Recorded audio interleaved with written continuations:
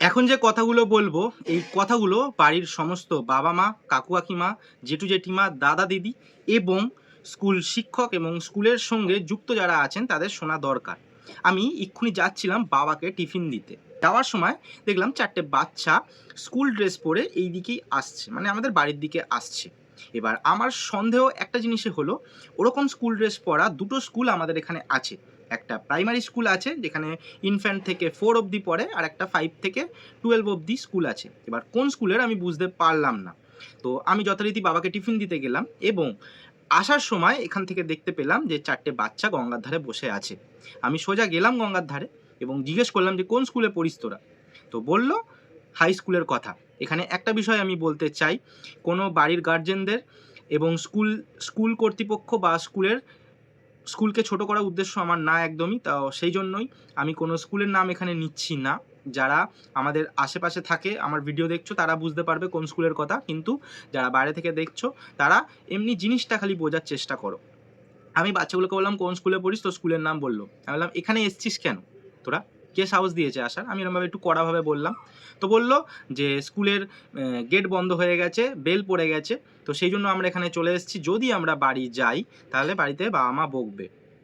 এইবার এখানে বাচ্চাগুলোর কতটা দোষ আছে, কতটা বাড়ির দোষ আছে, কতটা স্কুলের দোষ আছে, এইখানেই জিনিসটা বলার। তো আমি প্রথমে একটা জিনিসই বলতে চাই, সব স্কুল থেকে একটা রুল করা দরকার যে স্কুল ড্রেস পরে যদি স্কুলের টাইমে অন্যান্য জায়গা, মানে স্কুল এরিয়া ছাড়া অন্যান্য জায়গায় যদি কোনো বাচ্চাদের দেখে, তার বিরুদ্ধে একটা কড়া ব্যবস্থা নেবে। তাকে যাতে ভয় দেখানো, যে এমন বলুক যে 1 সপ্তাহ বা 1 মাসের জন্য তাকে সাসপেন্ড করে দেওয়া হবে, বাড়ির গার্জেন এনে, তবে গার্জেনকে বলে। হ্যাঁ, এইবার ধরো বলতে হবে যে পরীক্ষায় আমি বসতে দেবো না। হ্যাঁ, পরীক্ষায় তো অবশ্যই বসতে দেওয়া হবে বাচ্চাটাকে, কিন্তু একটা ভয় দেখানো যে এরকম পরীক্ষায় বসতে দেওয়া হবে না, এই একটা রুল অবশ্যই করা দরকার। এবার স্কুল কর্তৃপক্ষর কোনো দেখা সম্ভব না যে কোন বাচ্চা কোথায় যাচ্ছে, এখানে এসে বসে আছে কিনা, এত এত বাচ্চা। কিন্তু একটা রুল করলে কি সেই রুলের মধ্যে থাকবে, বাচ্চারা ভয় পাবে একটা বাচ্চারা। এর আগে ওই স্কুল থেকে একটা বাচ্চা, 3-4টে বাচ্চা মিলে স্নান করতে এখানে এসছিল, একটা বাচ্চা ডুবে গেছিল সেম স্কুল থেকে আমাদের ঘাটে। আমি পুলিশকে বলেছিলাম, পুলিশকে ফোন করেছিলাম থানায়। তো থানা থেকে তারপর লোক আসে, তারপর যেই মানে প্রক্রিয়াটা হয়, তো বাচ্চাটাকে তারপর তোলা হয়, তুলে নিয়ে যাওয়া হয়।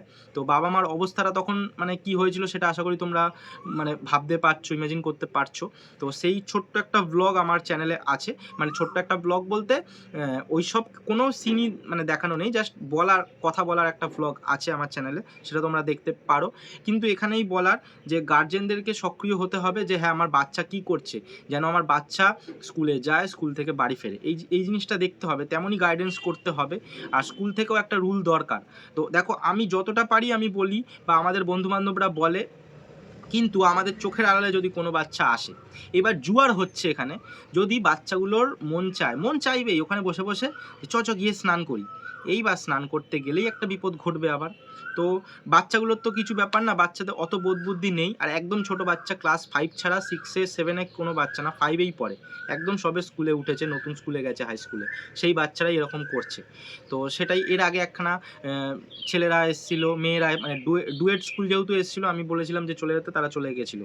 হ্যাঁ, কথা শুনে, কথা তো শুনবেই অবশ্যই, কিন্তু এই জিনিসগুলো কেন বারবার হয় আমি জানি না, খালি একটা স্কুল থেকেই আসে বাচ্চারা। এবার আমার একটা বন্ধুকে আমি বললাম যে ওর কাছে স্কুলের নাম্বার আছে, আমি বললাম স্কুলে ফোন করে বল যে এরকম 4টে বাচ্চা এসেছিলো, তো এর কিছু একটা করতে, যাতে বাচ্চা কাচ্চা বা যে বড়রা যেন না আসে স্কুল ড্রেস পরে এখানে, এমনি আসুক ঠিক আছে, স্কুল ড্রেস পরে যেন না আসে, যতটা আমার দিকে বলার। হ্যাঁ, বাচ্চার নাম আমি বলিনি বা আমি নাম জিজ্ঞেস করিনি, যাতে সেই বাচ্চাটার কোনো মানে অসুবিধা না হয়। এখন একটা ভয় পেয়েছে বাচ্চাটা। তো এই জিনিসগুলো দেখা দরকার, বাড়ির লোকেরও দেখা দরকার, মানে যারা বড়রা দেখছো তাদের দেখা দরকার। আর যারা স্কুল কর্তৃপক্ষ বা স্কুলের শিক্ষক শিক্ষিকারা দেখছো, তাদেরও একটুখানি দেখে একটা নিয়ম বার করা দরকার, এইটুকুনি আমার বলার। ব্লগের মধ্যে যেটুকুনি আমি বাস্তবতাটা তুলে ধরতে পারি সেইটুকুনি আমি চেষ্টা করি। তো এই একটা ইনসিডেন্ট ঘটলো, তো সেই জন্য ভাবলাম তোমাদের সামনে তুলে ধরি। আজকে আবার কারা এসছে দেখো, আমি ওদের ভিডিওটাই দেখছি, কোথায় দেখো, ওদের ভিডিও দেখছি আর কমেন্ট করছিলাম, সঙ্গে সঙ্গে ওরা এসে হাজির। কোথায় ওরা? এই যে ওদেরকে এক্ষুনি, মানে কমেন্টটা এখনো তা ওরা কি নিতে এসছে জিজ্ঞেস করো। খবরের কাগজ ঘুড়ি বানাবো, বড় পাড়া। হ্যাঁ, খবরের কাগজ দাও ওদেরকে। কি করবি? বানাবো, দাদা কাছে নিয়ে আসবো, দাদা উড়াবে। দাদা উড়াবে? দাদা দিচ্ছি, দাদা। তোরা স্কুলে গেছিলিস? হ্যাঁ, আমি স্কুল যাইনি, টিউশন ছিল বলে আমি স্কুল আজকে যাইনি। আমি তাই? টিউশন টিউশনি ও তুই স্কুলে গেছিলিস? তো কখন ছুটি হয়ে গেছে? 3:30। 3:30 ছুটি হয়ে গেছে? আমার 4টায় বাহ। ছুটি হয়। তো খাওয়া দাওয়া করেছিস তো?